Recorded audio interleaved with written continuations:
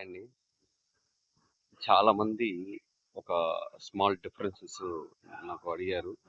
అది self talk, self criticism. అంటే self talk అంటే ఏంటంటే మనలో మనం మాట్లాడుకోవడం. ఇది ఒక డిసప్పాయింట్మెంట్‌కి ఏర్పడిన తర్వాత చాలామంది నెగిటివ్ థింకింగ్‌లోకి వెళ్ళిపోతారు. అలాంటి వాళ్ళు మోటివేట్ అవ్వడం కోసం ఏం చేస్తారంటే తనలో తను మాట్లాడుకుంటూ ఉంటారన్నమాట. అంటే తనలో తనలో మాట్లాడుకోవడం అంటే సెల్ఫ్ డిస్కషన్. సెల్ఫ్ డిస్కషన్ అంటే ఎలా చేయాలి? ఏ విధంగా చేయాలని చెప్పి మైండ్ ఆలోచిస్తూ ఉంటదనమాట. దాన్ని మనము సెల్ఫ్ టాక్ అంటాం అనమాట. సెల్ఫ్ టాక్ అంటే మనలో మనము మన గురించి పాజిటివ్‌గా మాట్లాడుకోవడాన్ని సెల్ఫ్ టాక్ అంటారు. దానివల్ల మనకొచ్చే ఫలితాలు కూడా పాజిటివ్‌గా ఉంటాయి. అదేవిధంగా మనం తీసుకునే నిర్ణయాలు కూడా పాజిటివ్‌గా ఉంటాయి. ఇప్పుడు మనం సెల్ఫ్ క్రిటిసిజం గురించి మాట్లాడుకుందాం. సెల్ఫ్ క్రిటిసిజం అంటే ఏందంటే ఇది నెగెటివ్ థాట్స్ అన్నమాట. అంటే ఒక విషయాన్ని మనం సాధించలేము, మనం చేయలేము అంటే నెగెటివ్ థాట్స్ అనేటివి 24 అవర్స్ మన మైండ్‌లో తిరుగుతూ ఉంటాయి. అదేవిధంగా మనల్ని మనం అసహించుకుంటూ ఉంటాము. సో, ఇవన్నీ కూడా సెల్ఫ్ క్రిటిసిజం అంటే మనల్ని మనం తిట్టుకోవడం అన్నమాట. దీనివల్ల మనము సాధించాల్సింది కూడా సాధించలేకపోవడం అనేది ఎక్కువ జరుగుతూ ఉంటదన్నమాట. సో, ఎప్పుడు కూడా సెల్ఫ్ టాక్ అనేది మనము అనుకున్న విజయాలను సాధించడానికి యూజ్ అవుతది. సెల్ఫ్ క్రిటిసిజం అనేది మనము మన యొక్క ఫెయిల్యూర్‌కి చిహ్నం అన్నమాట. సో, ప్రతి ఒక్కరు కూడా సెల్ఫ్ టాక్ అనేది చేసుకోవడం వల్ల మనకు చాలా మంచిది. అంతేగాని సెల్ఫ్ క్రిటిసిజం చేసుకోవడం వల్ల ఏమవుతుందంటే ఉన్న సాధించాలనే ఆలోచన కూడా ఏమవుతదంటే నాశనం అయిపోతదన్నమాట. అందరూ కూడా సెల్ఫ్ టాక్ యూజ్ చేసుకొని అనుకున్న విషయాల్ని సాధించడం అనేది చాలా గొప్ప విషయం.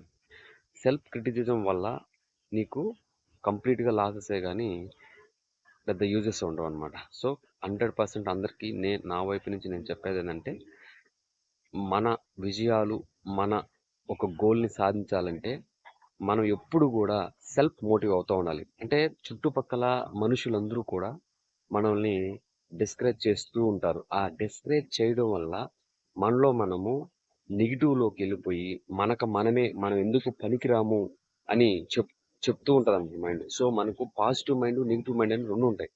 సో, పాజిటివ్ మైండ్‌ని యూజ్ చేసి మన గోల్స్‌ని సాధించాలి తప్ప నెగెటివ్ మైండ్‌ని యూజ్ చేసి మన జీవితాన్ని నాశనం చేసుకోకూడదు. ఖచ్చితంగా ఒక విషయం జరిగినప్పుడు మన మైండ్ మనకు 2 సజెషన్‌లు ఇస్తది. ఒకటి పాజిటివ్ సజెషన్ ఇస్తది. అదేవిధంగా నెగెటివ్ సజెషన్ ఇస్తది. సో, రైట్ టైమ్‌లో మనం పర్ఫెక్ట్‌గా మనం ఖచ్చితంగా కూడా ఖచ్చితమైనటువంటి పాజిటివ్ నిర్ణయం తీసుకుంటేనే మన లైఫ్ బావుంటది. సో, కంప్లీట్‌గా చెప్పాలంటే మన లైఫ్ 100% పాజిటివ్ మైండ్ సెట్‌ని బట్టే మన లైఫు బాగుంటది. సో, నెగెటివ్ మైండ్ సెట్ ఎప్పుడైతే వస్తదో మన లైఫ్ ఆటోమేటిక్‌గా అనేది స్పాయిల్ అవుతది. సో, మన లైఫ్‌ని పాజిటివ్‌గా ఉంచుకోవాలా? నెగెటివ్‌గా ఉంచుకోవాలది ఎవరి మీద డిపెండ్ అయి ఉంటదంటే మన మీదే డిపెండ్ అయి ఉంటది. సో, మన సెల్ఫ్ టాక్‌ని యూజ్ చేసుకొని మన లైఫ్‌ని మనమే బాగుపరుచుకోవాలి. ఎవరు కూడా మన లైఫ్‌ని బాగుపరచరు. ఎవరు కూడా అందరూ కూడా చుట్టుపక్కల అంటే నువ్వొకటి సాధించాలని మొదలుపెడితే చాలామంది వెనక్కి లాగుతుంటారు. దానివల్ల మన థాట్స్ మారిపోతుంటాయి. మన ఆలోచనలు మారిపోతుంటాయి. సో, ఈ ఆలోచనలు మారకుండా కూడా ఫస్ట్ థింగు మనల్ని మనం నమ్మాలి. అలా నమ్మాలంటే నిరంతరం ఏదైనా సరే పాజిటివ్‌గా, మంచిగా ఆలోచిస్తూ ఉంటే మన ఆలోచనలనేటివి ఆటోమేటిక్‌గా మారతాయి.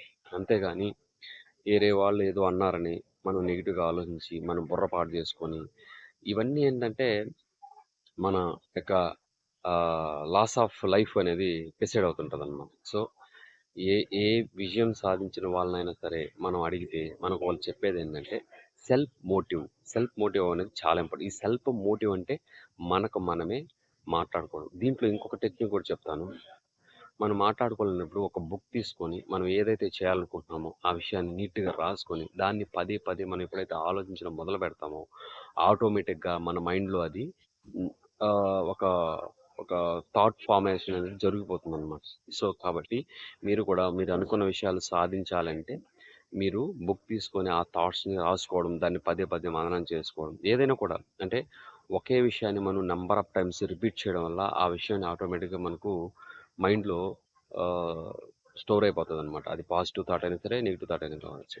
సో, ఇది మీకు నచ్చినట్లయితే మీ ఫ్రెండ్స్‌కి షేర్ చేయండి, లైక్ చేయండి, సబ్స్క్రైబ్ చేయండి. థ్యాంక్ యూ అండి. Thank you very much.